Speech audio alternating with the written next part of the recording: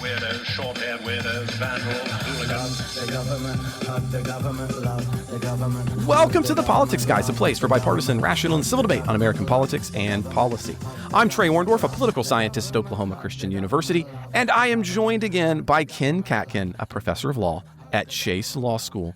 Ken, welcome back to The Politics Guys. It's great to be back. There's too big of a breaks between us recently, so it's good to have you back in the fold on a more regular basis. But I guess soon we're going to be, it's going to be Christmas and there's crazy things going on. So, well, I thought where we'd start this show, at least, Ken, is that we would start with the shutdown, because there is a rule. Now, I don't know if we agree with this or not, but I do think that the Lord always provides for the two of us, that the biggest shows always happen when we're the ones hosting.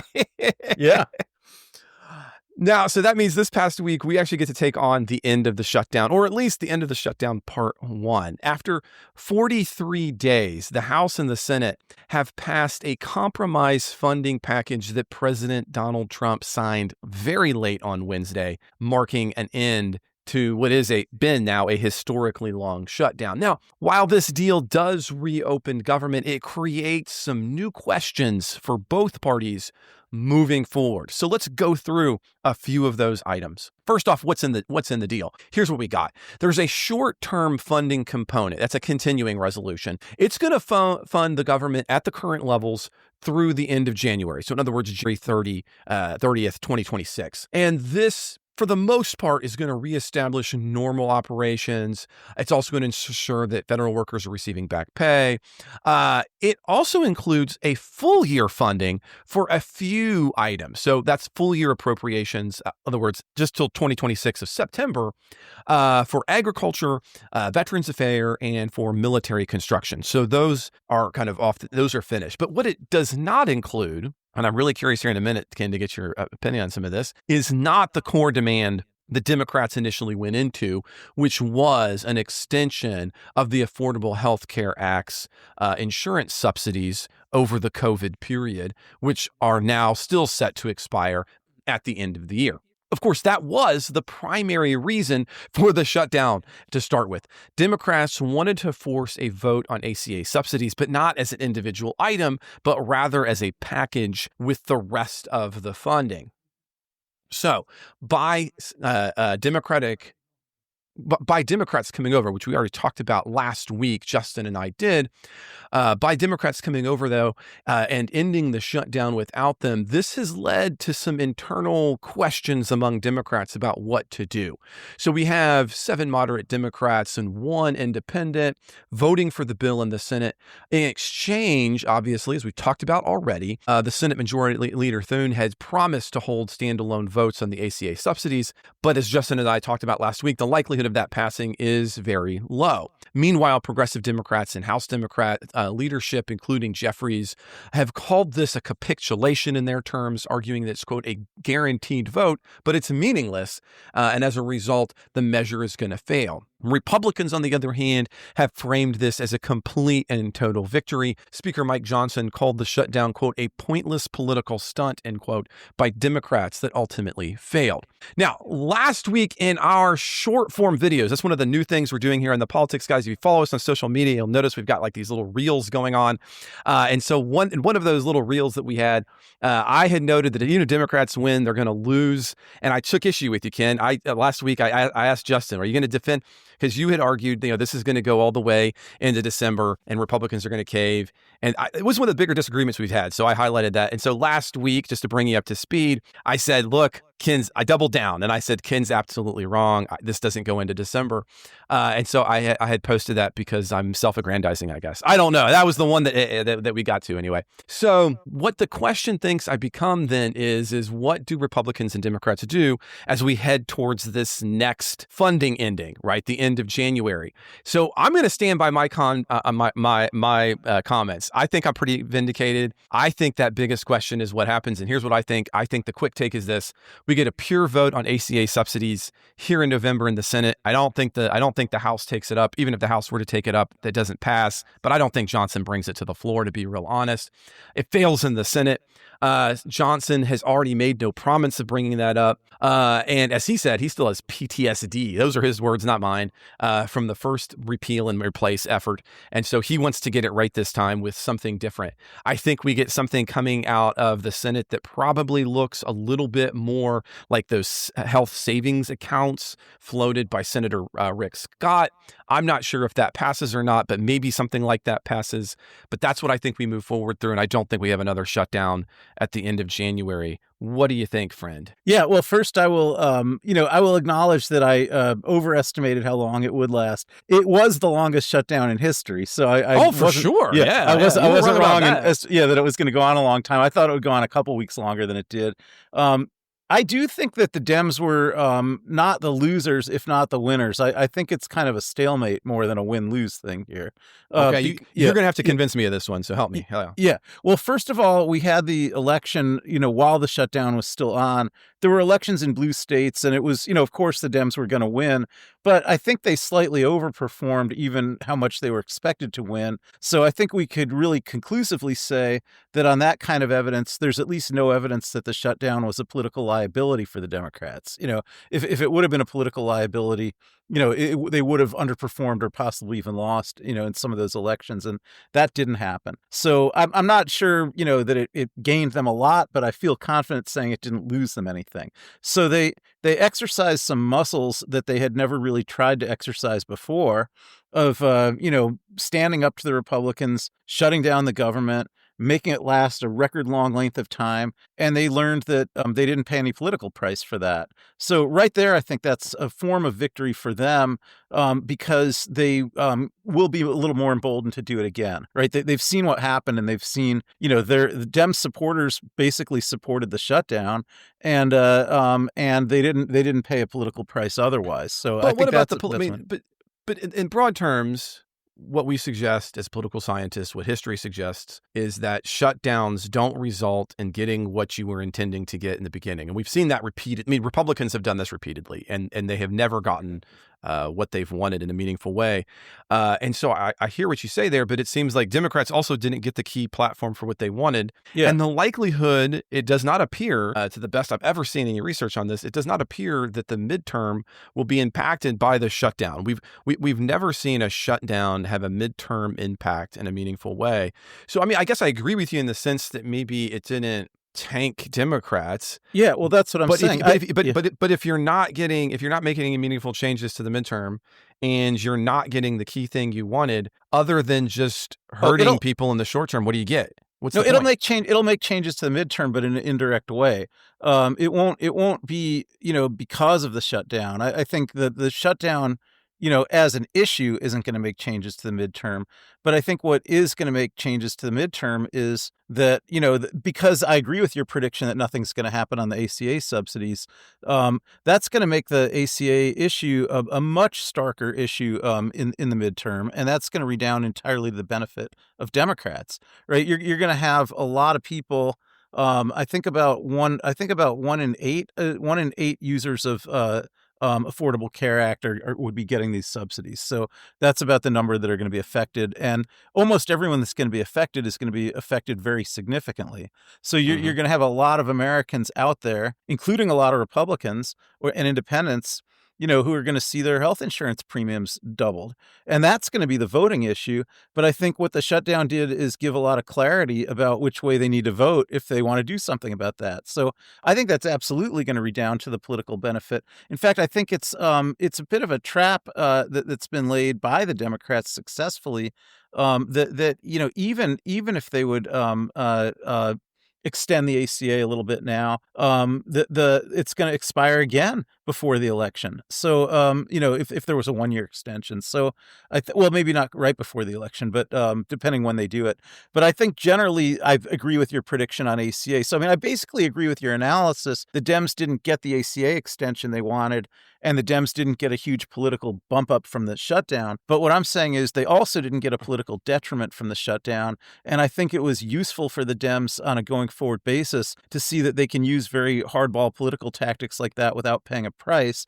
And I think sorry. Please and finish. I think in the end, it's going to be the ACA subsidies themselves that are going to become the voting issue, and I think they really helped put that in a very stark light that will help them. So if that is the case, so let's go down your path. Let's assume that you're right, that it's the ACA that's going to be the thing that comes to the midterm.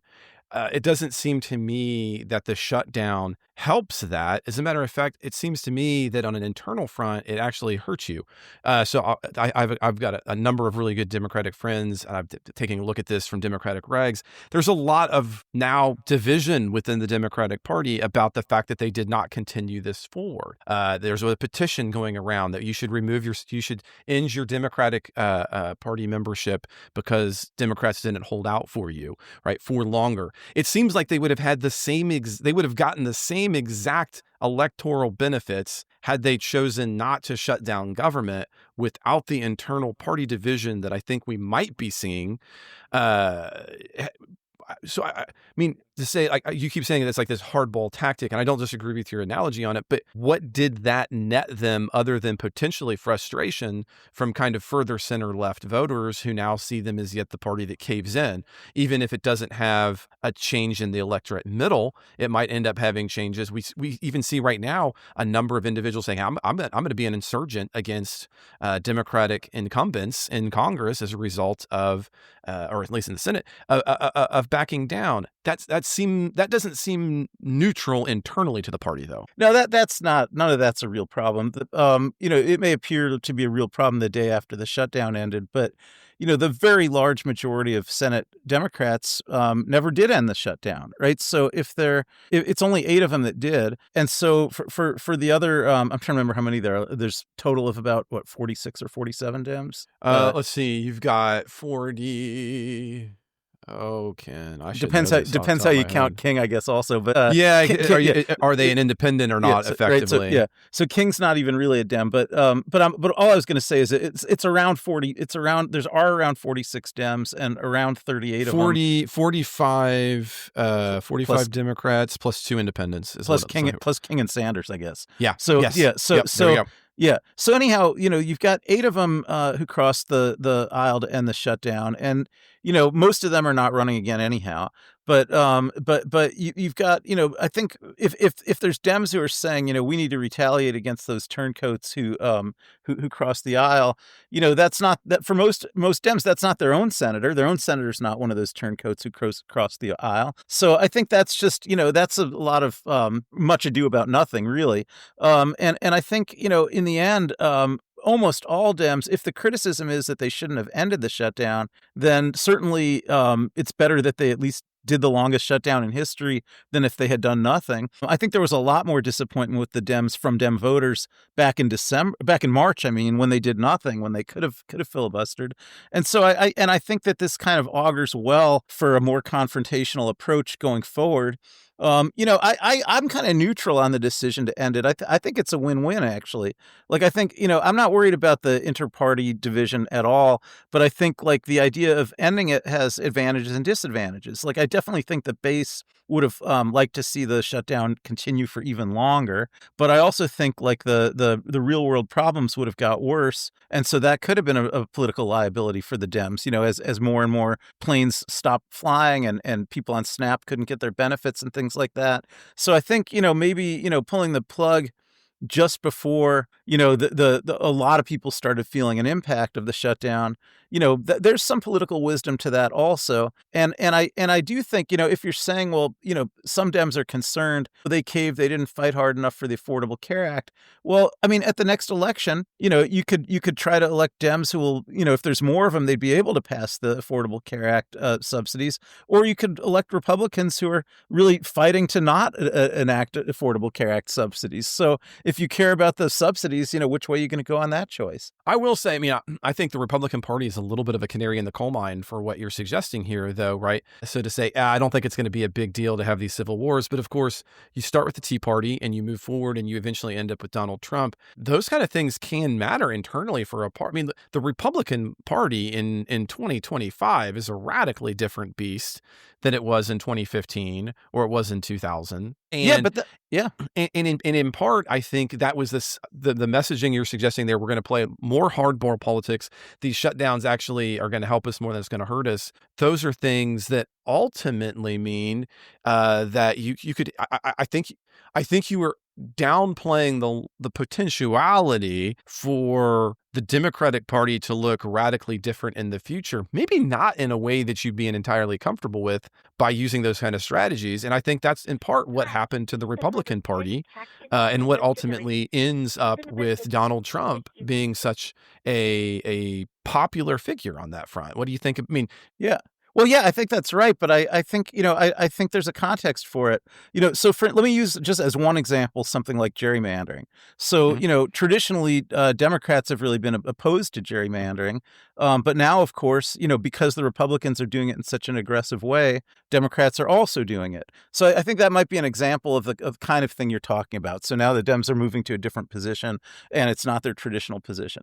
But I think that's good because, I mean, I'm also opposed to gerrymandering like most Dems are, but yet I'm in favor of it if the Republicans are doing it, and so I think the idea of using the same tactics that Republicans are using, even if those are in out of context, even if those are bad tactics that you wouldn't want to see people using. I think that's good, and I think most Democrats are looking at it that way. To the extent that there's division within the Democrats, it's mostly around the issue of the Dems aren't doing enough to stop the Republicans. So I think Democrats will be heartened by seeing more action, more activity. One other subtext of this that we didn't talk about, Please, Trump. we haven't. Yeah, There's yeah, much more to be yeah, covered yeah. here. So yeah, yeah. Trump was calling for elimination of the filibuster, Yes. and the Republicans didn't do it. But the Dems would benefit greatly from elimination of the filibuster. So I think, for the Dems to, use all these procedural tactics in ways that cause chaos, one of the positive outcomes of that could be that the Republicans will be moved to eliminate the filibuster. And the filibuster is 9 times out of 10 something that benefits Republicans. So if we got rid of it, 9 times out of 10, that's going to be something that benefits Democrats. So I think that's another thing. Republicans have been more willing than Democrats to use hardball procedural tactics. I mean, even the routinization of the filibuster is something that, really only the Republicans started doing that in the 21st century.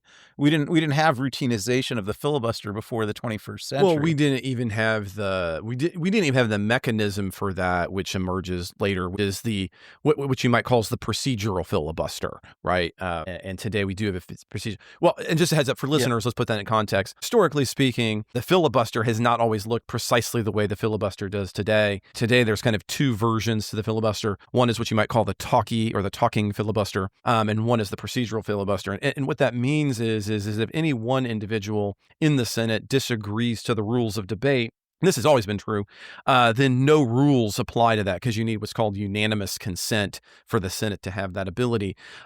What is different now is you don't actually always have to talk in order to make that happen. If you don't have the votes, you can, in fact, as a matter of procedure, just kind of kill a bill is the short version. Again, that's a shortened version of that Senate procedure.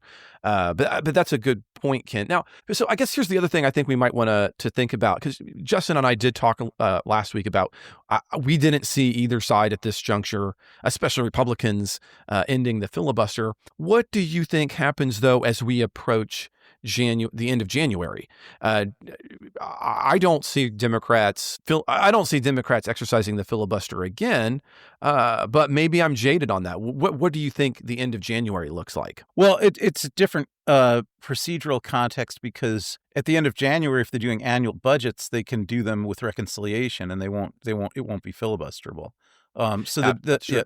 the Democrats will have different rights to introduce amendments and things like that, which they wouldn't be able to do, in a filibusteral context. But for reconciliation, I think there could be budgets passed if there's majorities in the Senate that want to pass them, because they can use that reconciliation process. But to the extent that they have to do things that that can't be done on the reconciliation process. Yeah, my point before was I think that you will see more filibusters from the Dems, because I think that that's kind of the thing. They're building up muscles to do that kind of thing. It hasn't really been in their DNA to do that kind of thing very much. And so I'm really agreeing with you that we're seeing a kind of change here, right? Okay. But I think that the change will mean yes. I don't think that any of the Dems are really taking the message from this that this shutdown was a disaster. I think, the debate was between people who thought that it had gone far enough and it was going to become a disaster versus people who thought we should have just kept doing it. But I think, the idea of, using more tactics like that, I think is good. And I do think part of the idea of it will be to provoke maybe the Republican, although I don't think the Republicans will ever end the filibuster. And I think by and large, the Republicans don't usually mind a lot of gridlock, although they don't want a complete shutdown, but they don't mind it if things aren't happening, so I think I think we'll see more of that kind of thing, and I think that's good, and I think that's what Democratic voters want. Okay, that will be worth watching, and I guess we'll have to kind of see, especially on some of the predictions about the midterm. Well, there's more to be said though about Congress before we move forward, although we need to pivot a little bit on this front, and that is for Epstein. So here we go. It's Epstein time. No, it's not Miller time anymore. It's Epstein time. And I'm just gonna be honest about this one right at the front. I don't know how you feel about this. I'm actually kind of tired of talking about Jeffrey Epstein, just all the way around. But not for the same reason as Donald Trump is tired about talking about Epstein. But, here we are. So here's the deal. On Wednesday, House Democrats released documents revealing that Trump potentially, at least in the words of one of the emails, quote, knew about the girls, end quote, that Epstein was convicted of trafficking. The documents wreaked havoc, were released by Democrats on the House Oversight and Government Reform Committee. Now, the documents come from material handed over by Epstein's Epstein's estate to congressional investigators on the oversight panel, which has been investigating this for months. Now, this isn't a giant trove of documents. You can actually look at them. It was 3. We have a 2011 email to Maxwell in which Epstein refers to Donald Trump as the, quote, dog that hasn't barked, end quote, alleging that a specific redacted victim, quote, spent hours at my house with him, end quote, and that Trump had, quote, never once been mentioned, end quote, in connection with the investigation. Next, there is a 2019 email to the author Michael Wolff from Epstein after he had been facing new federal charges, arguing that, quote, of course, and he's talking here about Trump, of course, Trump, I'm adding that, knew about the girls as he asked her to stop, end quote. Finally, there was a 2015 email exchange with Michael Wolff again discussing a potential CNN interview with Trump. And Wolff suggests that if Trump denies being on the Epstein plane, that's going to give Epstein ammunition against Trump. Now, in response to this release, Republicans on the same committee had already released a much larger cache of about 20,000 documents from the Epstein estate. And according to reports, these documents include the emails where Epstein speaks negatively of Trump, calling him, quote, borderline insane, end quote, and, quote, none as bad as Trump. The press secretary Leavitt called the release, quote, a manufactured hoax by the Democratic Party, end quote, as she would go on to say it, quote, selectively leaked emails to the liberal media to create a false narrative to smear President Trump, end quote. Now, that doesn't appear to be the case when you take a look at the emails. However, on Truth Social, Trump argued that Democrats are, in his words, quote, trying to bring up the Jeffrey Epstein hoax again because they'll do anything at all to deflect from the end of the government shutdown. So while I disagree that there's anything here, in other words, it's a fake narrative, on that front, you don't hear this often, but I agree with Trump. I think the timing was to take attention away from the fact that the Democratic Party isn't sure how to move forward, and that the shutdown happened when it did. That's why they came out when they did, in my opinion. The White House has also pointed out that the victim referenced in the emails is probably reported to be Virginia Guffrey, if I'm pronouncing her name properly there, my apologies, and had stated in her memoir and depositions that President Trump was and couldn't have been friendlier and was not involved in her abuse. So whatever one thinks of the push to release all of this, we also reach another critical milestone this week, Ken, in relation to Epstein. So I'll put these together. And that is that with our newly seated Democratic member of Arizona, she on Wednesday also signed a discharge petition, which is going to force a vote on a bill to release all of the files that the DOJ has. Now, just a quick reminder for our listeners, discharge petitions are kind of weird things. It's a quirky House rule. A discharge petition is when you are forcing a vote in the House where leadership does not want to bring that vote up by gathering 218 signatures. What makes it weird and why it's unusual is it almost undoubtedly requires bipartisan support to get to that 218 number. And so generally speaking, you don't want to go around your majority. But in this particular case, enough Republicans have signed the discharge petition to now take it to the 218 as of this Wednesday. Johnson has indicated today that he will hold a full House vote on the Epstein files as a result of that discharge petition next week. So we have both of these things going on, Ken. On the one hand, we have the 3 documents released right now, right at the end of the shutdown. And then we have this larger procedural vote that apparently is going to be coming up next week as a result of the discharge petition. What are your thoughts here? Well, yeah, I've 2 minds, of course. One, I share the same fatigue with this story that you share and that a lot of people share. But in my case, and I don't know if this is the same for you, but part of the reason is I think the evidence that Trump was involved in the pedophilia with Epstein and with these underage women is overwhelming and has been overwhelming for a long time. So I never feel like I'm learning anything new with any of these revelations. It's like, yeah, of course. And, that's what kind of makes it fatiguing. But on the other hand, I'm glad that this story is staying, I don't want to read it, but I'm glad it's staying in the national eye because I think that a lot of the MAGA voters, they're in such an information bubble that a lot of issues that should be more important, I've either never even heard of or, they just have completely, incorrect views. Like if you try to say to a MAGA voter, why is Trump murdering all these Venezuelan fishermen? That's a non-starter with them. Like they'll be like, what? Those are the worst of the worst drug dealers in the world, and they'd be killing Americans otherwise.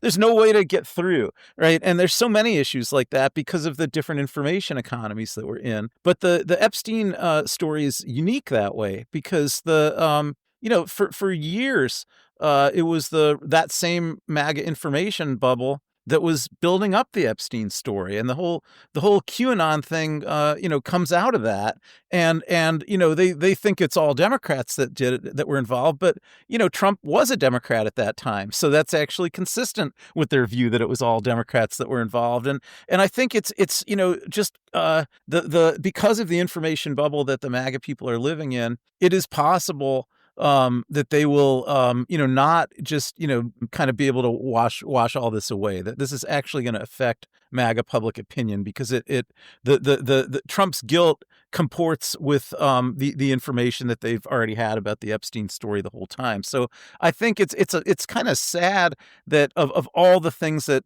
voters should care about around Trump, that this is the one that I think has the greatest potential to divide his base. But I think that's a fact. So I'm just glad that it keeps getting hammered.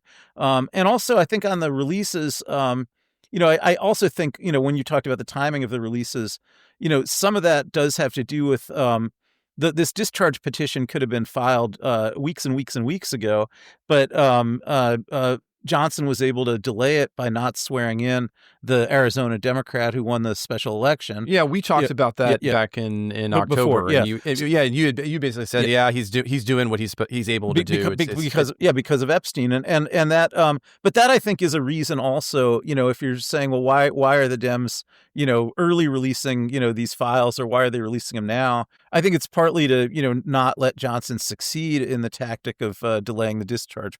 Like he could delay the discharge petition, but he's not actually succeeding in delaying the information from coming out. And I think that might be part of the reason that now he said he will allow the discharge petition to be filed and he'll bring up the vote next week, because I think otherwise he might have even kept, even though he has sworn in the Arizona Congresswoman, he might have kept trying to just come up with ways to delay, reading or processing or responding to the discharge petition. But I think the benefits of slowballing that have gone away because the documents are starting to come out anyhow. Yeah, I think the thing that I want to add for some context here is one, I do actually have to disagree with you a little bit here. I don't think it's obvious that Trump is diddling girls at this juncture from what we have coming out of Epstein in a major way. In some ways, I don't want to say that would be. I'll pause on saying that, but I'll just say what I said, which is I think the problem here is, and this part I agree with you deeply, right? For a long time, there's been this bubble, right, of Epstein and the QAnon, and there's sex things going on. And we got to get into that particular pizza joint, up there on the red line because that's where that's where Hillary Clinton shows up. And so you're absolutely right about that. And that is, I think, the reason that that's still here. Now, obviously, let's be careful also, too. That doesn't mean the fact that there was all this conspiracy going on, and you're right about that as well, doesn't mean that with Jeffrey Epstein, he was obviously abusing women, right? Girls of all kinds and women. Across the board, and that's coming out. I think the problem, though, is because Epstein was so tied into so many universes, and that's its own interesting question, which is the dense network of a certain class of individual is such that they're only overlapping, right, including people who are shady people. Hi, Jeffrey.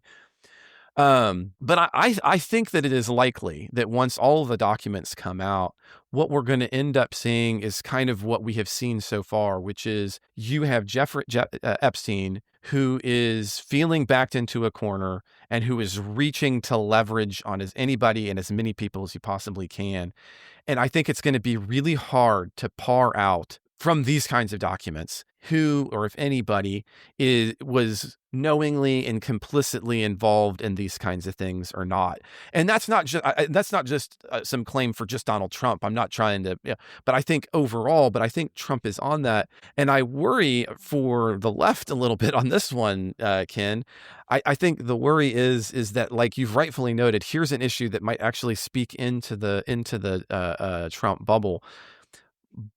But if my supposition is correct, and that kind of thing is awfully true, I don't think you're going to end up with the conclusive evidence that they would actually hope for. And I think it's going to feel a bit like a nothing burger. Now, maybe I'm wrong. Maybe there's just some drippingly obvious things that we get. But it seems really unlikely, given that the Justice Department under Biden had this. If there was just absolutely, it wasn't as if he held back from prosecuting important things. Why would this still be held back?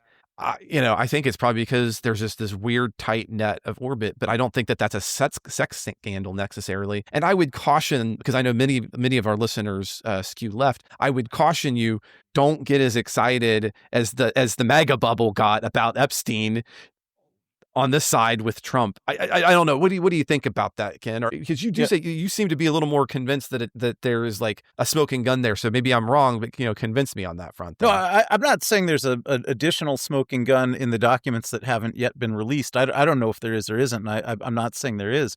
I'm just saying there's already enough smoking guns in the information that has already been released that I'd be prepared to say guilt has been proved beyond a reasonable doubt already by the materials that have already been released. Not by anything that might still be released, but think about for one thing, and also on the holding back, I will just want to say that I don't think anything was held back, but Epstein pled guilty, right? So right. It's normal Justice Department practice in exchange for a guilty plea that whatever investigations were done, is not made public. It's actually unusual for investigations done in a criminal case, ever to be made public. Mm-hmm. Yeah. So no, I wasn't interrupting. Keep going. Yeah. That would happen if there was a trial, but that's part of the reason people plead guilty, right? They plead guilty. No trial.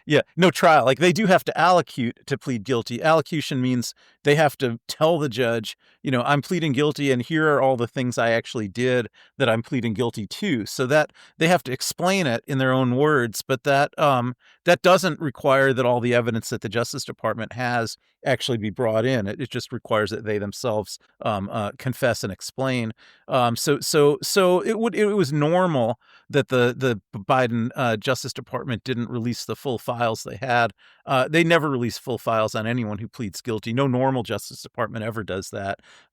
Trump's Justice Department has been doing that a little bit, but that's totally unprecedented, and wrong. But then on the other part, like, what evidence am I talking about? Well, you've got actual audio recordings of Trump talking about how Epstein, is this really great friend of his who really likes especially young girls, and things like that. There's audio recordings about that.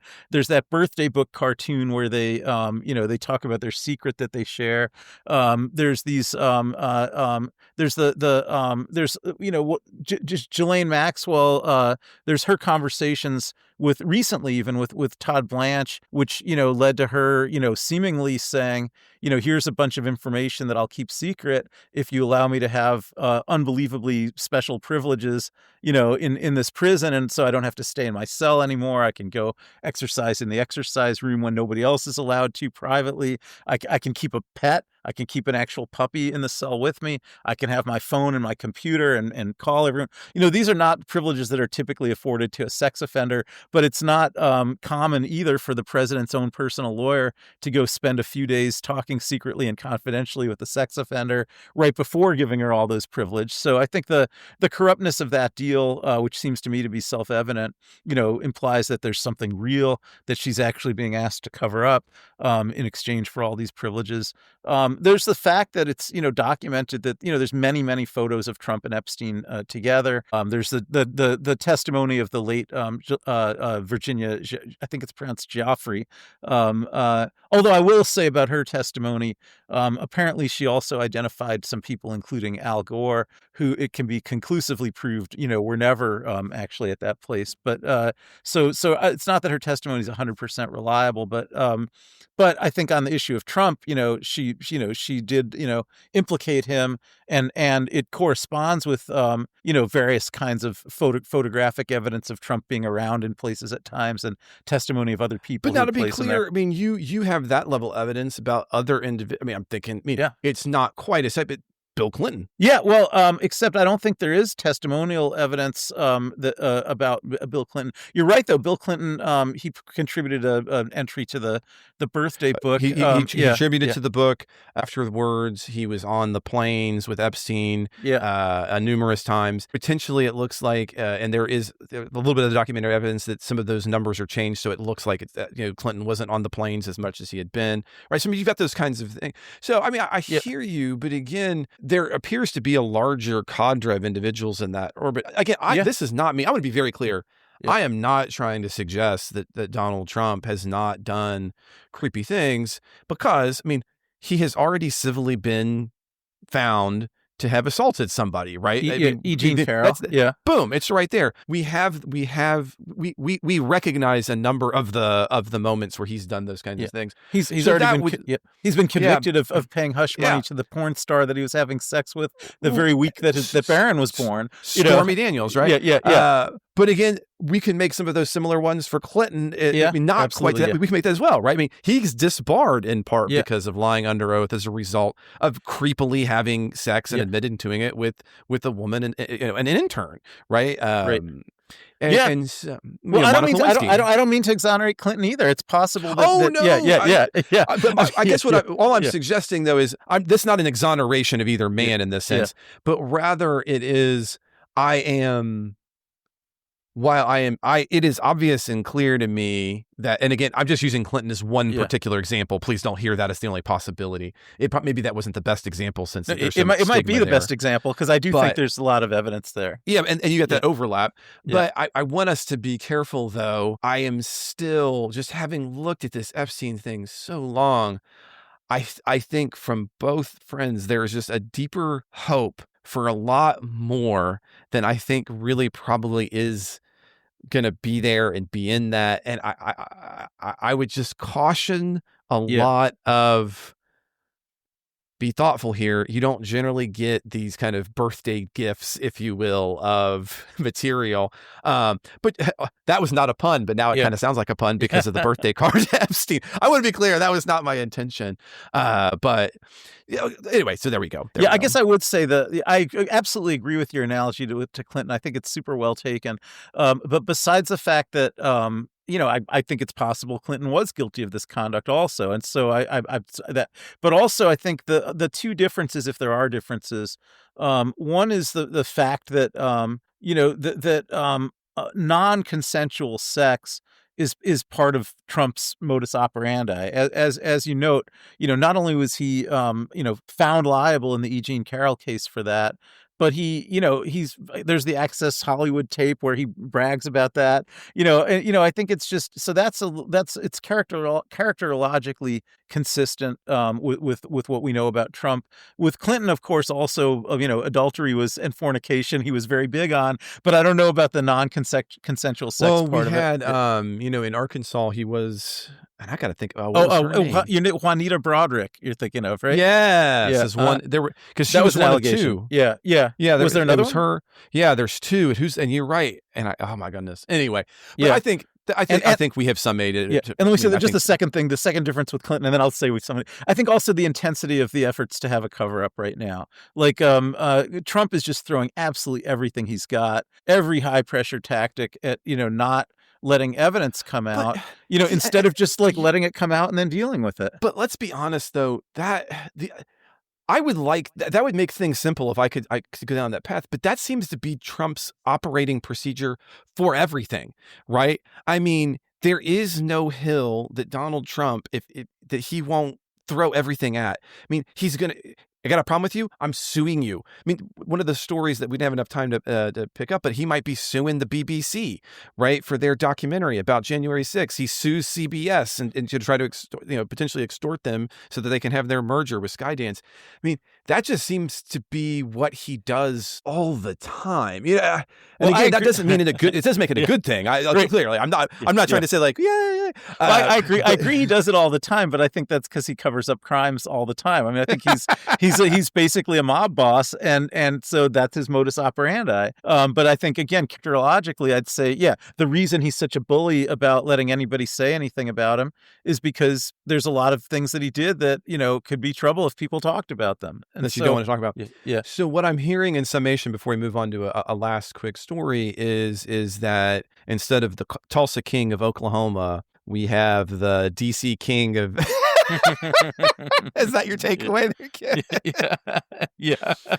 Okay, so we've got a little bit of time left, which is perfect for probably a little bit of a story here, and that is what's been going on between Tucker Carlson and the Heritage Foundation over the past really 2 weeks in many ways, as opposed to just 1 week. So if you've been living under a rock, and if you're listening to the show, you probably haven't been completely living under a rock, you'll know that back in October, Tucker Carlson hosted Nick Fuentes, let's be frank, a white nationalist, a Holocaust denier, an anti-Semite. I mean, the list goes on. We can just stop there for now for lack of time, because we can't list all of the things that he is, for a pretty friendly interview in all honesty.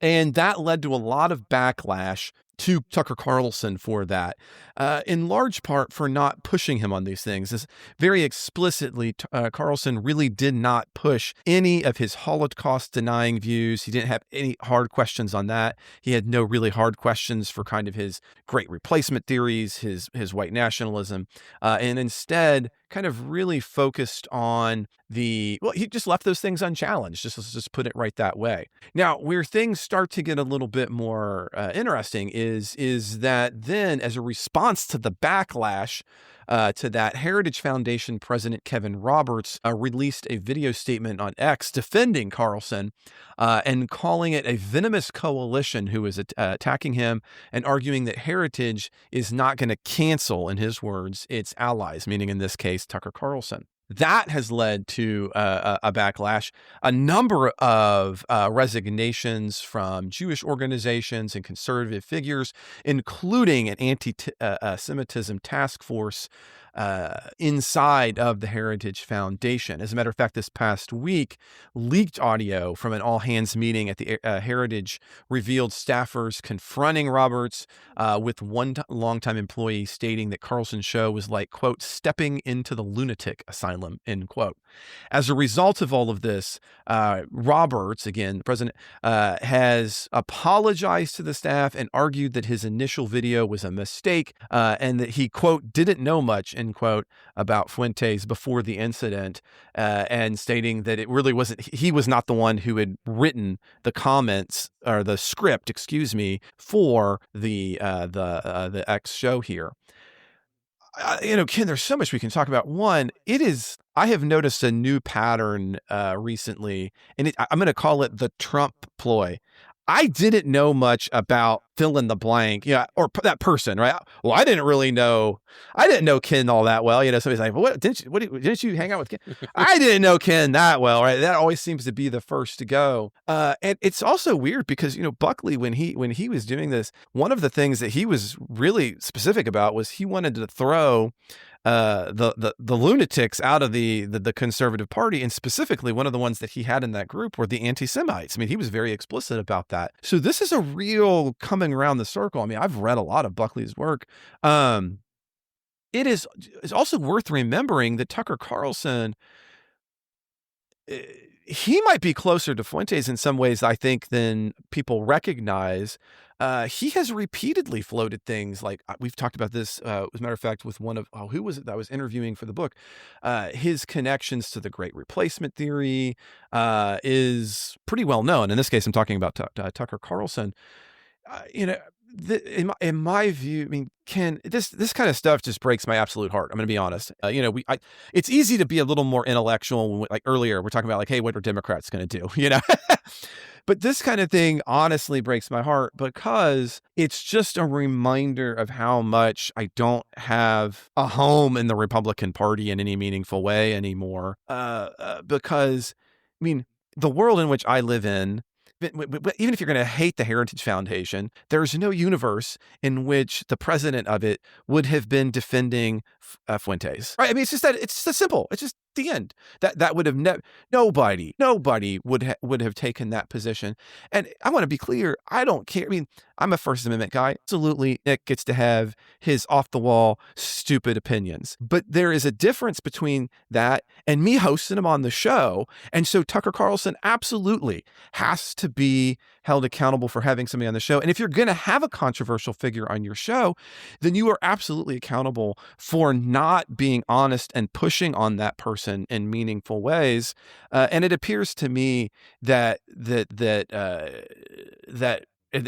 we have Republicans, even the ones who are trying to like figure out where do we sit and how does this work moving forward, are so concerned about the overall movement that we have lost that we're not willing to be open about the fact that we've let the lunatics in. And I think the first order of business, if we're going to get to have one, is going to be, I hope that in the post-Trump era that we as that the Republican Party is going to be able to say, okay, some crazy stuff happened, but no, you out and you out. And that has to start at the intellectual side. It's going to have to start at the Heritage Foundation side first and the Cato side. That's where it's going to have to begin. So Ken, again, you give us your intellectual viewpoint, because you're not sitting here bleeding. It's a little different. No, I maybe have a little more cynical view of the Heritage Foundation than you have had, I guess. But I kind of view the whole purpose of the Heritage Foundation as being able to kind of dog whistle, that the sort of, that they're actually advancing a lot of, unsavory far-right views as well as some respectable center-right views, and that what they try to do is to, kind of verbalize in the more public ways the more savory center-right views, but also have kind of dog whistles to the far-right and keep them on their side. And I think that this is that what we're seeing here in this particular episode is that sometimes they can't manage that balance perfectly, and that the kind of things that are supposed to be the dog whistle, actually get heard by the general public, and then they have to think of ways to walk it back. But I also think it's part of their strategy, to occasionally say things like that publicly and then walk them back, and then kind of, give the wink, to the far right, well, we have to say we're walking this back, but we really meant it, and so I think that that's kind of how I've always perceived the role of the Heritage Foundation, and I would say in some other organizations like it, although it really is the big dog. So I'm not shocked at any of this. You were talking earlier in the show about how maybe the Dems are going to be moving to a place where some of the far left will play a bigger role in the party. I think that's been the case with the Republicans for some time already. Oh, I agree. That's the whole reason I was making. I was like, listen, we're the canary in the coal mine. Like, here's what's happened, and I do, and that's what worries me about some of those tactics that you talk about, because ultimately, if it's always, well, the other side is going to be extreme and do those kind of things, eventually what inevitably is going to be the answer, and we see this empirically in comparative politics, we see it in political philosophy, what that means is eventually the very guardrails of the institution of the system are no longer agreed to, because both fronts are worried that the other one will be the one to take them off first. Yeah. I mean, let me actually I'm going to play devil's advocate against myself for a minute here, and try to maybe make a what I think could be a fruitful comparison in terms of the issues we're talking about, which would be to compare Kevin Roberts of the Heritage Foundation with Mamdani, who just got elected mayor in New York, right? And so, I think in both cases, some people can point to statements and say, these are really, worrisome anti-Semitic statements, made by both figures. And then, in both cases, both Roberts and Mamdani have kind of walked back those statements and apologized for them, right? And so you have to kind of, if you're going to analyze that, you have to kind of think, well, how believable is this? And I guess, personally, from my perspective, I believe the Mamdani walkbacks, and I don't believe the Roberts walkbacks. But I think it would be legitimate. Yeah, right. It would be legitimate for people to take the opposite view on that, I think. So, and I think it's all part of that same thing that some politicians. It may be that when they have a smaller base, they're more extreme, and then they do move to the center as their base gets bigger. But then I think, with others, it's like they do try to play both sides of that aisle and keep some dog whistles out there, and sometimes performatively walk some things back. But the audience for that stuff is supposed to know I'm not really walking it back. I just have to say I am. And so, I think that, is something that, is endemic to politics and to politicians who emerge out of, movements, basically. Like, I think when you have these movement politicians that then get, more into positions of power, either as elected officials or as people running, large, well-financed organizations like Heritage, you see that, and it's very vexing, because it's hard to parse, which is true, and which is the truth, and which is the thing to worry about, when people talk out of both sides of their mouth that way at different times, I suppose. Yeah, I hear, and here's what I think we're going to need to end the show here on this story, but one of the things I was thinking about this, I'd gone to a Thunder game this week, and I love basketball, I love NBA basketball, but have you been to like an NBA game or a giant sports game recently, Ken? I'm actually going somewhere with this meaningful. It's okay, not a joke. It's been decades since I did that. Okay.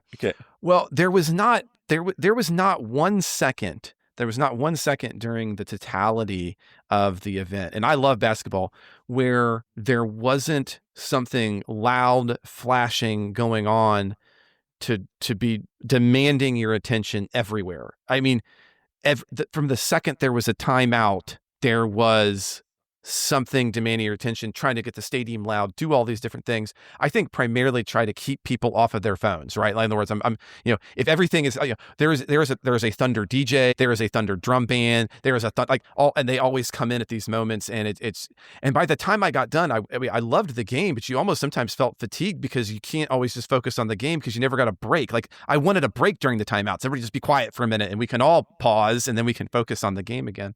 I think one of the responses to what you're saying saying there, which is, who do we believe and how do we kind of have these things, is I think we are so used to in politics being that MBA model where we're consuming all of these bites that we don't have moments to think about things in broader and larger context and to slow down. We are being bombarded with the information as opposed to being interactive with that information. And I think the one possibility moving forward, and I think we need to do it, and this is for both of us, you and me personally, but for our parties, is we've got to cultivate those kinds of, we've got to help people. We don't want to cause more ADHD in the universe. I don't mean that as a joke. I mean that seriously. And I think that sometimes does help us answer that question, Kent, right? Where is this person coming from? What's the broader fee? Do we understand it? Does it fit inside of it? Does it not fit inside of it? Because that might help us understand their intentions and whether they're moving or not moving. And there's my 2-second sermon, I guess, at the end of the show for more thoughtful debate. Any last thoughts before we wrap up? No, I mean, I do wonder, Trump, I think, has succeeded at, convincing more American Jews to move towards the Republicans. I think American Jews as a whole are still primarily voting Democratic, but that disparity used to be even more. It shifted. You're absolutely right. Yeah. I mean, the empirical data is clear. It's shifted in the direction of Republicans, and I think he's done that largely by convincing a number of mostly older American Jews about left-wing anti-Semitism. And so I wonder if this kind of evidence of right-wing anti-Semitism can, reverse that a little bit. It might. Here's my only slight pushback on that, because I've thought about that.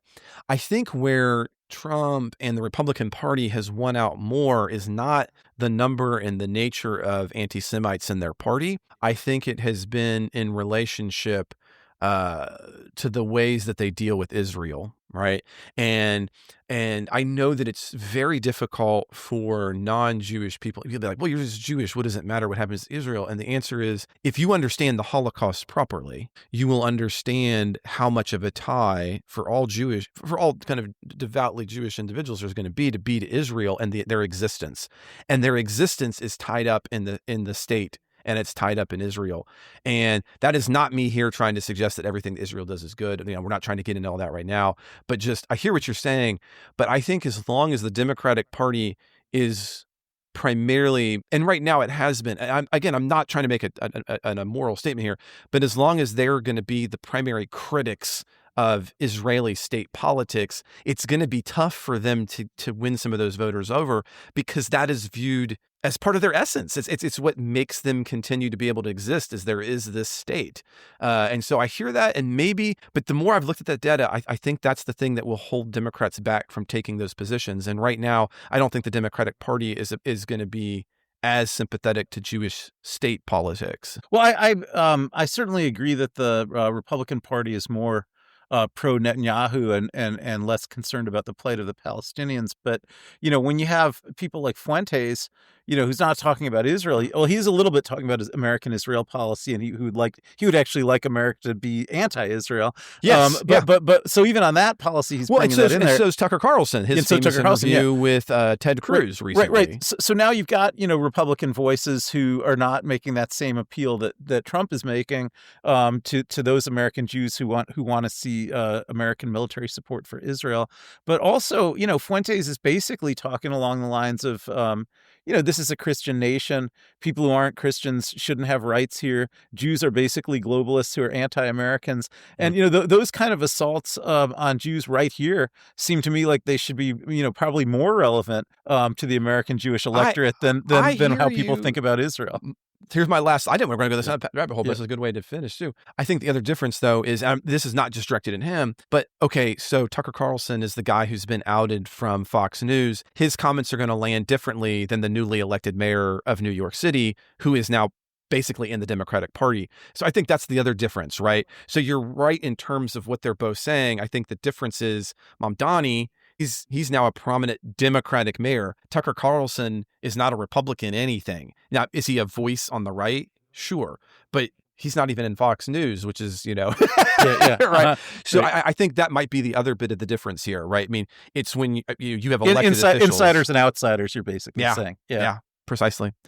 Well, with that, we have hit the end of the show, Ken. It's been beautiful doing this with you again, but we're not quite done because I am really excited to announce, we've been talking about this. Ken and I, last month, we finished up our Constitution show, a 3-year project, and that was just amazing. However, this week, we are going to be starting a brand new project. We are going to be hitting up the Federalist Papers. And so this is really exciting to me. This is an area that I love. I've dealt with a lot. And so I think, Ken and I have been thinking about this for a while. So this upcoming Tuesday, you are going to be able to have access, if you're a supporter, to our introductory show on the Federalist Papers. We're going to start by overviewing the papers themselves, where they came, how we got them, the authors, how we know who wrote with what. And we're going to get into if we have time, we're going to get into the very first Federalist paper, and we'll be tackling these a week at a time. It's going to be beautiful. It's going to be a lot of fun. As President Trump would say, it's beautiful.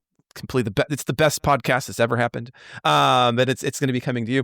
But that is only for supporters of the Politics Guy. So if you want to get that show, I need you to become a supporter of the show. And to do that, you can head down to the show notes, or you can head to politicsguys.com/support, and you will see all the different ways of supporting the show. And there's all different kinds of levels. And they get you different things. So, for example, you can get access to our Discord group. It's a lot of fun being on there. You can get access to our bonus shows, ad-free versions of this show and all of our shows, and even some really cool things. So like right now, this is one of our first ever episodes live streamed. And that means you can get access to the show as we're doing it. Isn't that cool? Which means you can also get early access to things like our bonus show. So there's all kinds of cool options. Head to politicsguys.com/support. You can find out all the different ways you can support the show right there, and you can do that. You can also always email us at mail@politicsguys.com if you want to reach out and give us a heads up about the different kinds of things that you've done. If you would like to really help us, rating and reviewing and subscribing are always a big deal, but I would highly recommend right now, we now have video shorts coming out each week from the Politics Guys. And so those, especially if you could send and share those 1 minute or shorter videos with your friends, families, and others, that's a great way. It's kind of like the crack cocaine of the Politics Guys, right? They're going to get a small dose and they're going to need more Ken. That's what's going to happen. And so send out those small doses, share those reels, especially if you were under the age of 30. If you're over the age of 30, you don't know what I'm talking about. And that's okay. That's okay. But just know that everybody else, the way they communicate is short form videos. No, I don't get it either, but it's the world. So anyway, do that for us. That would be huge. And as always, I need to give a particular shout out to our executive producers they're just amazing. Thank you guys so much for making this show possible. They are Wilma Marino, Daniel Toe, Ryan Beasley, Don Oglesby, Derek Schmidt, Dakota Heath, Jason Chrysler, Dave Dean, Jeremy Larson, Brian Matza, and Jody Miller. We'll see you next time.